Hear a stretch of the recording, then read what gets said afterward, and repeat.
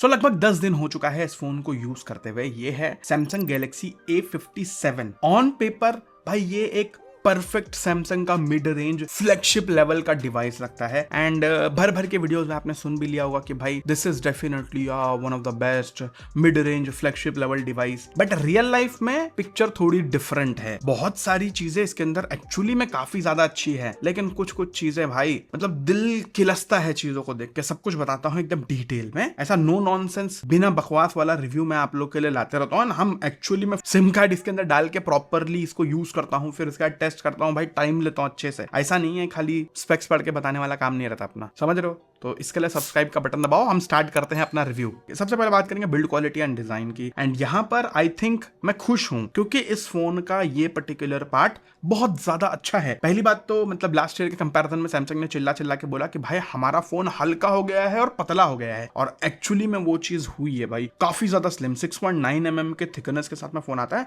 And it is very light weight. 179 ग्राम का इसका wait है खाली। एंड भाई वो अरे रुक जा भाई, देख रो कितना फिसल रहा है इसका पीछे का बैक। एंड भाई it is very light weight and अच्छा बैलेंस है। जो बैक है वो भी ग्लास का है, आगे भी ग्लास है, दोनों भी प्रोटेक्टेड है गोरिल्ला ग्लास विक्टस प्लस से। एंड IP68 की रेटिंग भी है। और जो साइड का पूरा फ्रेम है ये मेटल का है, प्लास्टिक ने यूज नहीं किया, तो काफी प्रीमियम है, हाथ में भी अच्छा फील होता है। तो आई थिंक 60,000 रुपए की जो प्राइस रेंज है उसमें अच्छा फोन है भाई, specially build quality and design में, नो डाउट अबाउट दैट। मेरे को तो काफी अच्छा लगा। लेकिन हाँ, एक चीज का कमी मेरे को लगा इस पर्टिकुलर चीज में, वो ये जो पर्टिकुलर कलर है, इसका जो बैक पोर्शन है ये पूरा ग्लॉसी है। इसके वजह से भाई आपको अगर आप अभी भी देखो तो बहुत सारे फिंगरप्रिंट्स आपको इसके ऊपर देखने को मिल जाएंगे। तो ये काइंड ऑफ एक फिंगरप्रिंट मैग्नेट है, तो आपको इसके ऊपर केस लगा के रखना पड़ेगा, इतना आप लोग समझ लो, नहीं तो फिर बहुत ज्यादा फिंगरप्रिंट आपको देखने को मिलेंगे। लेकिन फोन मजबूत है। और दूसरी चीज, दिखने में भी फोन बहुत ज्यादा खूबसूरत है। खूबसूरत नहीं बोलूंगा, क्लासी टाइप का फोन है। मतलब थोड़ा वो जो सैमसंग की फ्लैगशिप फोन्स की पूरी सीरीज है उसके जैसा इन लोग का कैमरा मॉड्यूल हो गया है, तो दिखने में ये काफी अच्छा दिखता है। मतलब दिखने में आपको कोई शिकायत नहीं आएगी भाई। साइड से जो power button and volume rocker है वो भी हल्का सा रेज्ड है, तो अच्छा लगता है मेरे को, उसमें कोई प्रॉब्लम देखने को नहीं मिली। डिस्प्ले की तरफ बढ़ूं तो 6.7 इंच की सुपर एमोलेड प्लस डिस्प्ले है इसके अंदर। हालांकि इस प्राइस रेंज में जितने भी आप फोन देखोगे सब में 1.5 की रेजोल्यूशन है, लेकिन ये फुल HD है। लेकिन क्योंकि ये सुपर एमोलेड प्लस है तो इसका जो पिक्सल अरेंजमेंट है वो थोड़ा डिफरेंट है और थोड़ा स्लिम भी है। इसके वजह से सैमसंग का कहना है कि भाई शार्पनेस आपको थोड़ी अच्छी ही मिलेगी डिस्पाइट हैविंग ओनली 385 PPI। हालांकि इस प्राइस में सारे फोन में 450 प्लस PPI होता है। तो अगर आपकी आंखें थोड़ी सी ट्रेंड है then you will definitely notice कि डिस्प्ले की जो शार्पनेस है वो थोड़ी सी कम है। अगेन वो अगर आपकी आंखें ट्रेंड है तो, अगर आपकी नॉर्मल आंखें हैं तो आपको फर्क नहीं पड़ने वाला। मतलब अगर आप नॉन टेकी हो तो आपको ये डिस्प्ले की शार्पनेस इनफ लगेगी भाई। और इवन जो ब्राइटनेस है वहां पर भी मेरे को कोई मेजर शिकायत नहीं है। धूप में भी डिसेंटली ब्राइट है। मतलब इसकी जो पीक ब्राइटनेस है वो 1900 निट्स की है। डेफिनेटली इस प्राइस रेंज में आपको मच बेटर पीक ब्राइटनेस वाले फोन देखने को मिलते हैं। एंड इवन HBM सिर्फ 1200 निट्स का है, तो आपको इस नंबर देख के ऐसा तो डेफिनेटली लगने वाला है कि ब्राइटनेस वगैरह कम होगा, लेकिन विजन बूस्टर वगैरह देखने को मिल जाता है। तो इसके वजह से भाई धूप में भी जो ब्राइटनेस है वो सफिशिएंट है, आपको कोई ऐसा मेजर कमी देखने को नहीं मिलेगी। प्लस आई केयर सर्टिफिकेशन भी देखने को मिल जाता है, तो आंखों को भी ज्यादा प्रॉब्लम होती नहीं है। हालांकि इसके अंदर जो PWM डिमिंग वैसी कोई बड़ी अच्छी टेक्नोलॉजी नहीं है, तो अगर आपको लो लाइट में थोड़ा झिलझिलाहट या फिर जो फ्लिकरिंग बोलते हैं ना, वो अगर आपको दिखती है लो लाइट में तो इस फोन में वो ज्यादा अफेक्ट करेगी आपको, इतना आप लोग समझ लो। लेकिन आई केयर का जो प्रोटेक्शन है इसकी वजह से थोड़ा डिसेंट ऐसा काम चल जाता है, ऐसा कोई प्रॉब्लम नहीं है। देखो डिस्प्ले की क्वालिटी की बात करूं तो वहां पर कोई कॉम्प्रोमाइज नहीं है भाई। सैमसंग का फोन है, कलर्स बहुत ज्यादा स्ट्रॉन्ग, ब्राइटनेस काफी अच्छी है, कंसिस्टेंसी जबरदस्त है। एंड जब आप इस पे कोई कंटेंट देखोगे you will enjoy, experience is very nice, आपको कोई ऐसा परेशानी देखने को नहीं मिलेगी। अच्छे क्वालिटी का डिस्प्ले है भाई, इसमें कोई डाउट नहीं। हालांकि शार्पनेस थोड़ी सी कम है। अगर आप टेकी पर्सन हो देन यू विल रियलाइज, मैंने जैसे फोन उठाया मेरे को मालूम भी नहीं था कि इसके अंदर फुल HD प्लस का डिस्प्ले है। जैसे मैंने फोन उठाया मेरे को समझ में आ गया कि भाई डिस्प्ले का resolution is definitely lower than the competition भाई, फॉर श्योर। वो मेरे को समझ में आ गया। अगर आप टेकी हो तो आपको भी तुरंत समझ में आ जाएगा। मेजर इतना कोई बड़ी डील ब्रेकर तो मेरे को नहीं लगा, to be very honest. Overall display normal look के लिए सही है, लेकिन एक चीज मुझे पर्सनली बिल्कुल अच्छी नहीं लगी, वो है इसके बेजल्स। ऊपर और साइड में लगभग सेम है, थोड़े पतले हैं ठीक है, नीचे काफी बड़े बेजल हैं। और इस प्राइस रेंज में अगर आप कोई भी फोन देखते हो साइड बाय साइड तो इसके बेजल्स आपको डेफिनेटली चुभेंगे आंखों में। तो इसके बेजल्स मतलब पहले के कंपैरिजन में डेफिनेटली इंप्रूव्ड है, लेकिन फिर भी यार बहुत ही बड़े बड़े बेजल्स हैं, ये चीज आप लोग समझ लो। लेकिन अब बढ़ेंगे परफॉर्मेंस की तरफ। यहाँ पर मैं बोलूंगा कि कुछ गड़बड़ है भाई, क्योंकि देखो ये फोन 57,000 रुपीज का है। यहाँ पर आपको जो इनका लेटेस्ट एक्सिनोस चिप है मिड रेंज वाला वो देखने को मिलता है Exynos 1680। अब ये 4 नैनोमीटर पर बना हुआ चिप है, LPDDR5X रैम है, UFS 3.1 स्टोरेज है। इसके अंदर इन लोग कह रहे हैं कि वेपर चेंबर डाले हैं, उसके बावजूद भी भाई हीटिंग का इशू है।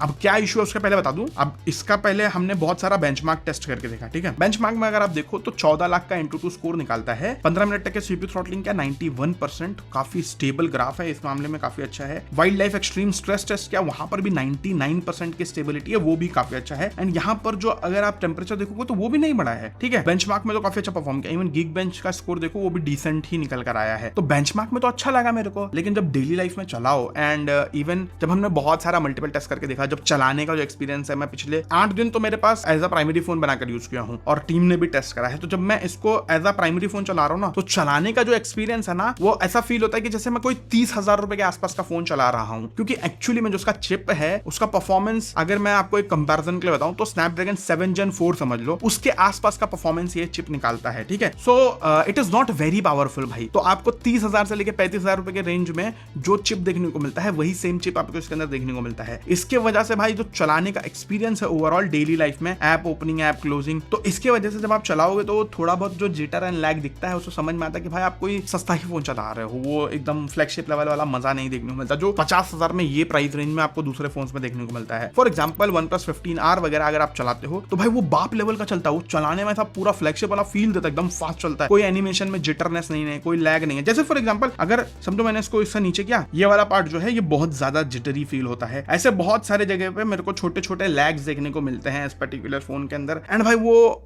ऑब्वियस सी बात है, मतलब इतना पावरफुल चिप ही नहीं है कि उस पूरे इतने हैवी सॉफ्टवेयर को एकदम स्मूथली चला पाए। तो वो चीज आपको डेफिनेटली देखने को मिलेगी। इवन क्योंकि ये Exynos चिप है तो भाई यहाँ पर जो दिमाग में एक डाउट रहता है कि एफिशिएंसी कैसी रहेगी। एंड डेफिनेटली भाई एफिशिएंसी अगर मैं कोई भी स्नैपड्रैगन वाले चिप वाले फोन से कंपेयर करता हूँ तो एफिशिएंसी डेफिनेटली कम है। इसकी वजह से बैटरी लाइफ पे भी अफेक्ट आता है, साथ ही साथ में फोन थोड़ा गर्म भी होता है अगर लोड पड़े या ना पड़े, दोनों मामले में। जैसे मैं डेली लाइफ में नॉर्मली यूज कर रहा था एंड उसमें भी फोन जो है ना, पीछे का इधर एरिया अगर मेरे पास उस टाइम पे, जैसे मैं घर पे यूज कर रहा हूँ या फिर बाहर हूँ, तो इधर पूरा 40-42 डिग्री पहुंच जा रहा है, जब फोन के अंदर बैटरी का टेम्परेचर ही 37 डिग्री पहुंच जा रहा है। तो क्लियरली भाई इसके अंदर प्रॉब्लम है, मतलब हीटिंग आपको थोड़ा बहुत फील होगा अगर आप लोग बिना कवर के यूज करोगे तो। क्योंकि मैंने बिना कवर के यूज किया, इसके लिए मैं आपको बता पा रहा हूँ, हीटिंग आपको क्लियरली फील होगा, लेकिन it's not a big deal. अगर कवर वगैरह लगा लोगे तो इतना ज्यादा फर्क नहीं पड़ने वाला, ठीक है। स्पेशली अगर आप लोग लाइक एक नॉन टेकी इंसान हो ना, तो उनको इतना फर्क नहीं पड़ने वाला, समझ रहे हो। लेकिन गर्माहट आपको डेफिनेटली फील होगी, आपको लगेगा यार अरे गर्म हो रहा है फोन। सो अगर ओवरऑल बताऊं परफॉर्मेंस के मामले में डेली लाइफ में डिसेंट है, ठीक है, लेकिन फिर भी जो छोटे छोटे लैग्स एंड जिटर्स है वो आपको हर जगह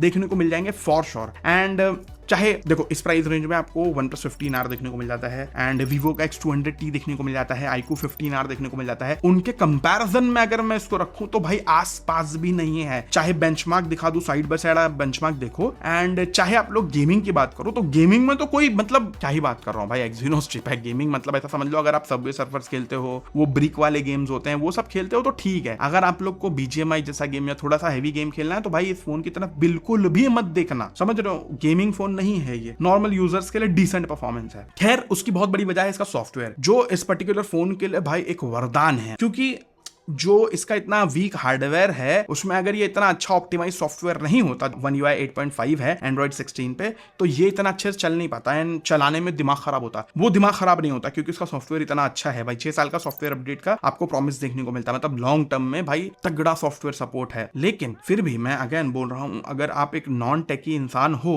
उनके लिए तो यूजेबल है, उनको कोई ऐसा परेशानी नहीं होगा। लेकिन अगर आप थोड़े से भी टेकी हो, आपको फोन में चीजें समझ में आती है, तो आपको क्लियरली समझ में आएगा कि भाई थोड़े थोड़े लैग्स हैं, थोड़े थोड़े जिटर है, उतना स्मूथ फील नहीं हो रहा है। प्लस जैसे जितने महंगे वाले फोन है S सीरीज के, फ्लैगशिप सीरीज के, उसके अंदर जो One UI के फीचर्स आते हैं वो सारे फीचर्स इसके अंदर नहीं है। प्लस दुनिया भर के एड्स वगैरह इसके अंदर भरे हुए हैं। जैसे एग्जांपल के लिए मैंने यहाँ पे फोटो ले, देखो ये ग्लांस होम स्क्रीन है। अब इसको मैं क्या करूं, इसको जाके आपको वॉलपेपर सर्विस के अंदर जाके उसको नन पे क्लिक करना पड़ेगा, तब जाके ये बंद होता है। फिर उसके बाद में भी देखो एक बार बंद कर दो तो भी फिर उसके बाद में भी ये लोग ऐड देते हैं, पुश करते हैं। तो ऐड वगैरह का बहुत सारा सपोर्ट है। उसको बंद कर दोगे तो फिर थोड़ा सा एक्सपीरियंस डिसेंट आपका देखने को मिलेगा। डेक्स का कोई सपोर्ट नहीं है, इवन दो इससे सस्ते फोन्स के अंदर आपको डेक्स का सपोर्ट देखने को मिलता है, लेकिन उसके अंदर फ्लैगशिप चिप्स है, इतना याद रखो। तो डेक्स वगैरह का सपोर्ट नहीं है। जो जैसे फोटो वगैरह, जैसे मैंने कोई फोटो लिया फॉर एग्जांपल, आप ये फोटो देख लो, तो इसके अंदर जैसे जो ये AI वाला बटन है, इसके अंदर बहुत सारे फीचर्स नहीं है, सिर्फ background effect, remaster and object eraser, इतने फीचर है। अभी लेटेस्ट फोन जो है उसके अंदर तो वो पूरा खाली टाइप करके आप लोग प्रॉम्प्ट दो और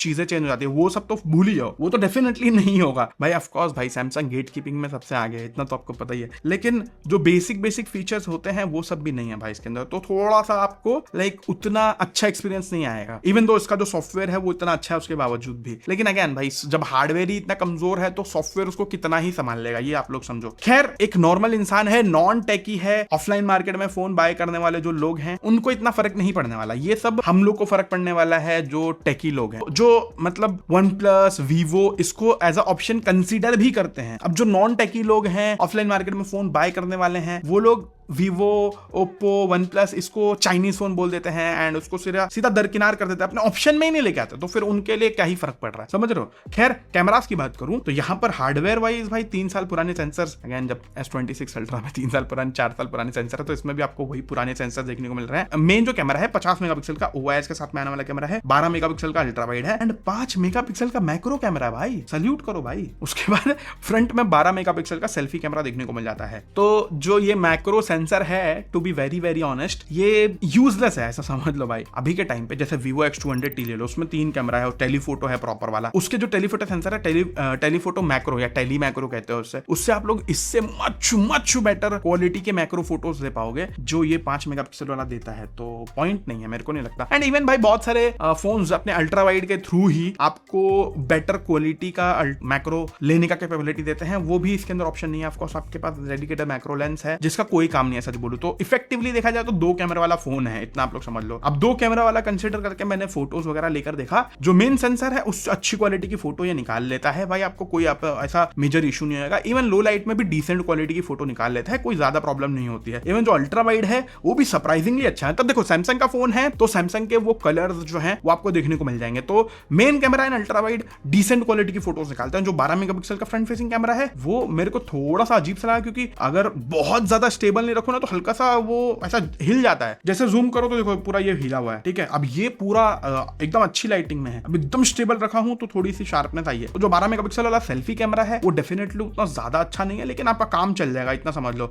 लो लाइट होगी तो फ्रंट फेसिंग कैमरा बेकार हो जाएगा। तो ओवरऑल अगर बताऊं, ये फोन जो है अगर ऐसा समझो कि 40,000 में भी आता तो ये कैमरा जस्टिफाइबल था, क्योंकि टेलीफोटो कैमरा ही नहीं। अब जिसको नहीं मालूम टेलीफोटो कैमरे से क्या होता है, मतलब जूम वाला जो कैमरा होता है, अगर इसके अंदर एक 3x वाला टेलीफोटो कैमरा होता तो आप बेटर क्वालिटी की जूम फोटो ले पाते, बेटर क्वालिटी की पोर्ट्रेट फोटो ले पाते एंड उसी के हेल्प से भाई उसको एज अ मैक्रो भी यूज कर सकते थे, जैसे हमने उसमें X200T में देखा। तो ये थोड़ा सा मतलब गड़बड़ वाली चीज है भाई, सच बोलूं तो। एंड इंपॉर्टेंट चीज ये है कि मतलब ऑफलाइन मार्केट बोल के भी इसको जस्टिफाई नहीं किया जा सकता है, समझ रहे हो कि भाई ऑफलाइन मार्केट में बिकता है, रैम का क्राइसिस है, ये सब बोल के भी जस्टिफाई नहीं किया जा सकता है। उसकी वजह मैं आपको थोड़ी देर में बताता हूं। खैर, वीडियो की बात करूं तो 4K 30 FPS में आप लोग सारे कैमरा से वीडियो बना सकते हो। डेफिनेटली भाई सैमसंग है, गेट कीपिंग करेगा ही, 4K 60 FPS का आपको ऑप्शन बिल्कुल नहीं देखने को मिलेगा इस प्राइस रेंज में। ऑलमोस्ट सब फोन के अंदर आपको 4K 60 FPS का ऑप्शन देखने को मिलता है, लेकिन जब आप 4K 30 FPS में वीडियो बनाओगे वो वीडियोस काफी अच्छी बना लेता है, उसमें कोई इशू नहीं है भाई। वीडियो की क्वालिटी अच्छी आपको देखने को मिल जाएगी सारे कैमरा से, डिसेंट है। फ्रंट फेसिंग कैमरा वाला डिसेंट है, बाकी दोनों कैमरा तो अच्छी वीडियोस बना लेते हैं भाई। अगर आप 4K 30 की बात करो, 4K 60 तो ऑप्शन ही देखने को मिलता है। खैर, अब बात करेंगे बैटरी लाइफ की। 5000 mAh की बैटरी है, अगेन फिर मैं वही बोलूंगा, मतलब चाइनीज फोन के कंपैरिजन में बहुत ज्यादा कम है इसकी कैपेसिटी, लेकिन यहाँ पर आपको 45 वॉट की चार्जिंग का स्पीड देखने को मिल जाता है, मतलब सुपर फास्ट चार्जिंग 2.2 वाला जो ऑप्शन है वो देखने को मिलता है, उससे अच्छी खासी स्पीड में फोन चार्ज हो जाता है। देखो Vivo X200T देख लो या फिर OnePlus 15R देख लो, बहुत सारे फोन इस प्राइस रेंज में इससे काफी बड़ी बैटरी इसके साथ में आता है। इसकी बैटरी लाइफ भाई उन फोन के कंपैरिजन में बिल्कुल घटिया है, एकदम सिंपल सी बात बोलता हूँ। लेकिन लेकिन लेकिन लेकिन इसका मतलब ये नहीं है कि भाई ये फोन अनयूजेबल है। मतलब एग्जाम्पल के लिए बताऊं, जैसे अगर OnePlus 15R ले लो या फिर दूसरे जो फोन है, उनका जो स्क्रीन ऑन टाइम है उसके कंपैरिजन में इसका screen on time definitely come होने वाला है फॉर श्योर, लेकिन कितना कम है वो भी मैटर करता है, क्योंकि ये जो फोन है अभी भी डिसेंट बैटरी लाइफ दे रहा है। मैं ऐसा नहीं बोल रहा हूँ खराब है, क्योंकि अप्रोक्सीमेटली मेरे यूसेज में मेरे को 8 आवर का स्क्रीन ऑन टाइम मिला है। 8 आवर 23 मिनट्स देख लो, 8 आवर 41 मिनट्स है एंड 8 आवर 41 मिनट्स वापस से है, तो अप्रोक्सीमेटली 8 आवर 40 मिनट्स के आसपास, 8 आवर के आसपास आप लोग स्क्रीन ऑन टाइम पकड़ लो। नॉर्मल यूसेज में, वाईफाई में, इंडोर्स में। अगर आप लोग वही 5G यूज करोगे, थोड़ा ज्यादा आउटडोर रहोगे, तो 7 घंटा 6.5 घंटे के आसपास का स्क्रीन ऑन टाइम मिलेगा। तो अगर आप लोग थोड़ा अपने फोन को कम यूज करते हो तो 1 दिन की बैटरी लाइफ आपको देखने को मिलेगी। अगर आप लोग फोन को बहुत ज्यादा यूज करते हो तो शाम तक आपके फोन को आपको चार्ज करना पड़ेगा, ना आप लोग समझ लो। स्पेशली अगर आप नॉन गेमर हो, गेमर हो तो भाई इस फोन की तरफ मत देखना प्लीज। मेरा यूसेज एंड जो मेरा बैटरी का SOT है वो मैंने आपको साइड बाय साइड दिखा दिया हूं, आप देख लो। मेरे हिसाब से इट इज डिसेंट, ऐसा बुरा नहीं है। 1 दिन का कंफर्टेबल बैटरी लाइफ है अगर आप लोग नॉर्मल यूजर हो। अगर थोड़ा हेवी यूज करोगे तो फिर नहीं चलेगा, इतना समझ लो। कनेक्टिविटी के मामले में सही है भाई, 5G है, डुअल 5G एक्चुअली, ई सिम का भी सपोर्ट है, वाईफाई 6E है, ब्लूटूथ 6 है, NFC है, आपको USB Type-C देखने को मिल रहा है, लेकिन ऑफ कोर्स 2.0 वाला है, but it's not a big deal. 2.0 वाला ऑलमोस्ट सारे ही फोन्स में जो कंपटीशन वाले डिवाइस है उसमें सब में 2.0 है, लेकिन यहाँ पर भी 2.0 है। सैमसंग डेक्स का सपोर्ट नहीं है, ये थोड़ा सा मेरे को प्रॉब्लमेटिक लगा है। अच्छा, एक चीज मैं हमेशा से बोलता हुआ हूं और यहाँ पर भी मेरे को वो चीज बिल्कुल पसंद नहीं है कि सैमसंग का, इवन एप्पल का जो नेटवर्क कनेक्टिविटी है, मतलब जो नेटवर्क रिसेप्शन है, वो यार जो चाइनीज फोन है उतना ज्यादा अच्छा नहीं होता है नेटवर्क। तो ये थोड़ा सा गड़बड़ है सारे फोन्स के अंदर। इवन जो पिक्सल हो गया, सैमसंग हो गया एंड एप्पल हो गया, तीनों फोन्स जो है चाइनीज फोन्स के कंपैरिजन में कम नेटवर्क देते हैं। एक चीज और, इस प्राइस रेंज में जो भी फोन्स है उसके अंदर भाई आपको प्रॉपर अच्छे क्वालिटी का अल्ट्रासोनिक फिंगरप्रिंट स्कैनर देखने को मिलता है। एंड यहाँ पर ये नीचे इन लोग ने ये नॉर्मल वाला फिंगरप्रिंट स्कैनर दे दिया एकदम पाताल में, तो बड़ा सरदर्द वाला चीज है भाई ये। एंड सरदर्द वाले के साथ में भाई मजा नहीं आया मेरे को इसका फिंगरप्रिंट स्कैनर। फेस अनलॉक भी आपको देखने को मिलता है, लेकिन भाई इस प्राइस में अल्ट्रासोनिक फिंगरप्रिंट स्कैनर दिया जाना चाहिए फॉर श्योर, लेकिन डेफिनेटली भाई सैमसंग बीइंग सैमसंग आपको देखने को नहीं मिलता। खैर, अगर प्राइसिंग की बात करूं तो अराउंड 57,000 का लॉन्च हुआ है ये। अभी ऑफर वगैरह लगाकर आपको 50,000 के आसपास देखने को मिल जाएगा। प्रीवियस जनरेशन जो A56 था उसके कंपेरिजन में 12,000 के ऊपर का प्राइस इन लोग ने इंक्रीज करा है, विच इज इनसेन भाई। आप लोग समझो कितना तगड़ा प्राइस जंप इन लोग ने लिया है। हालांकि बेस वेरिएंट 256 GB दे दिया है यहाँ इंडिया में, वो चीज है। ये प्राइसिंग मेरे को बिल्कुल जस्टिफाइड नहीं लगी। मतलब जो लेवल का हार्डवेयर ये ऑफर कर रहे हैं, ये लेवल के हार्डवेयर के लिए मेरे हिसाब से ज्यादा इसका 35 से 40,000 प्राइसिंग होना चाहिए था। आई नो रैम की क्राइसिस चल रही है, उसके बावजूद भी क्यों पता है। अब आप ये चीज देखो ना, मतलब आप खुद दिमाग लगाओ, सैमसंग का जो ये पर्टिकुलर फोन है, इसका रैम कौन बना रहा है, इसका जो स्टोरेज चिप है, नैंड फ्लैश चिप जो होता है, वो कौन बना रहा है? दोनों सैमसंग खुद बना रहा है। आप इन लोगों को किसी से लेने की जरूरत नहीं है। डिस्प्ले देख लो, खुद सैमसंग बना रहा है। जो एक्सिनोस चिप है वो भी खुद सैमसंग बना रहा है। एंड जब पूरा फोन ऑलमोस्ट सारी चीजें सैमसंग खुद बना रहा है, तब फिर किस चीज का क्राइसिस? मतलब ये चीज है कि जो रैम बनाने वाला यूनिट होगा कंपनी वो अलग होगी, लेकिन है तो सैमसंग का ही ना। तो आर्टिफिशियली भाई इन लोग ने प्राइस बढ़ाया है। एंड इट्स नॉट लाइक कि इस साल ही बढ़ा है, हर साल पिछले अगर आप देखोगे तो A52 से लेके A57 में हर साल बहुत बड़ा जंप है, लेकिन इस साल तो सबसे बड़ा जंप है। तो मुझे तो बिल्कुल जस्टिफाइबल प्राइस नहीं लगी भाई। इस प्राइस रेंज में आपको डेफिनेटली इससे मच बेटर फोन्स देखने को मिल जाएंगे। तो देखो, ये जो सैमसंग गैलेक्सी A57 है, पिछले 10 दिन यूज करने के बाद में मेरे को एक चीज समझ में आया कि भाई this is not a bad phone, but इसकी प्राइसिंग बहुत बुरी है। मतलब एक टिपिकल सैमसंग लवर के लिए ये एक सेफ फोन मानूंगा मैं, मजाक नहीं कर रहा हूं। क्यों पता है? मतलब देखो, सेफ डिजाइन है, सेफ डिस्प्ले है, सेफ सॉफ्टवेयर है, लेकिन प्राइसिंग भाई, प्राइसिंग बिल्कुल सेफ नहीं है। 50-60 हजार रुपए का फोन है भाई ये। उस प्राइस रेंज में आपको एकदम मिड लेवल परफॉर्मेंस देखने को मिल रहा है। कैमरा भी ऑलमोस्ट इनकम्प्लीट है भाई, आपको टेलीफोटो भी देखने को नहीं मिलता है। वीडियो का जो परफॉर्मेंस है वो भी लिमिटेड है। बैटरी एवरेज है भाई, फीचर्स पूरे कट डाउन हो रखे हैं। सो ऑनेस्टली ये जो पर्टिकुलर हार्डवेयर है, हाँ एक चीज मेरे को बहुत अच्छी लगी है इसके अंदर, जो इसका बिल्ड क्वालिटी है, डिजाइन है, वो मेरे को बहुत अच्छा लगा भाई। उसमें तो भाई फुल मार्क्स है। मतलब अच्छा फील देता है भाई, मस्त महंगा फील होता है फोन को हाथ में लेते ही। लेकिन ऑनेस्टली बोलूं तो ये जो फोन का हार्डवेयर है वो ऐसा लगता है कि 30,000 रुपए के लेवल का होगा, उससे ज्यादा महंगा मेरे को नहीं लगता। तो 60,000 रुपए भाई बहुत मुश्किल है जस्टिफाई करना इस फोन के लिए। ऑफलाइन मार्केट में आप जाओगे तो ये फोन मेरे हिसाब से 45,000 48,000 के आसपास मिल जाना चाहिए, अगर आप थोड़ा सा निगोशिएट वगैरह करोगे। सच बोलूं तो उस प्राइस रेंज में भी इसको रेकमेंड करना बहुत ज्यादा डिफिकल्ट है। उसकी बहुत बड़ी वजह है, अगर आप लोग एक सैमसंग लवर हो, आपको सिर्फ और सिर्फ सैमसंग चाहिए ना, तो भी आपके पास बेटर ऑप्शंस है इससे। आप लोग सैमसंग का S25 FE देख सकते हो, मच बेटर फोन है इससे। एंड अगर आपको थोड़ा सा कॉम्पैक्ट फोन पसंद है भाई, आप लोग सैमसंग का S24 स्नैपड्रैगन वाला वेरिएंट ले सकते हो, वो भी इससे मच बेटर फोन है। एंड अगर आप थोड़े से टेकी हो एंड आपको भाई मच बेटर ऑप्शन इसके अंदर देखने को मिल जाता है। मतलब अगर आप एक प्रॉपर बैलेंस्ड फोन देख रहे हो, Vivo का X200T देख लो भाई, इससे 10 टाइम्स बेटर फोन है ऑलमोस्ट हर मामले में। OnePlus का 15R ले लो अगर आपको परफॉर्मेंस वाला फोन चाहिए। इवन iQOO का 15R देख सकते हो इस प्राइस रेंज में। भाई मच बेटर ऑप्शंस आपको देखने को मिलते हैं, तो इस फोन को रेकमेंड करना बहुत ही ज्यादा डिफिकल्ट है टू बी वेरी फ्रैंक। बाकी इतना ही था वीडियो में। आई होप आपको वीडियो अच्छी लगी होगी, आई होप आपको क्लैरिटी मिली होगी इस फोन के बारे में एंड क्या चीजें हैं, क्या कैसा हरकतें करता है सैमसंग, सारी चीजें खुद कंट्रोल करता है, सारा जो रैम से लेके जो इसका नैंड फ्लैश है, जो स्टोरेज होता है बेसिकली, फिर जो चिप हो गया, इसका डिस्प्ले हो गया, सब कुछ खुद कंट्रोल करने के बावजूद में भी इन लोग अगर बोलेंगे कि रैम का क्राइसिस है उसके वजह से प्राइस बढ़ा है, तो भाई it is very hard to justify भाई। अब जो दूसरे फोन्स है भाई, जैसे OnePlus ले लो, Vivo ले लो, भाई इनको तो खरीदना है सैमसंग से ही, समझ रहे हो। तो खैर जो भी है, मतलब रैम के वजह से भी अगर इन लोग प्राइस बढ़ाकर इसका जो प्राइसिंग है अगर 45,000 या 50,000 भी की होते तो एक बार ठीक होता, लेकिन 57,000 प्राइस कर दिए, बहुत ज्यादा like hard to justify to be very frank. खैर जो भी है, ये था मेरा review of the Samsung Galaxy A57। I hope आपको वीडियो अच्छी लगी होगी, अच्छी लगी तो लाइक शेयर सब्सक्राइब कर दो and thank you so much for watching this video guys, bye bye.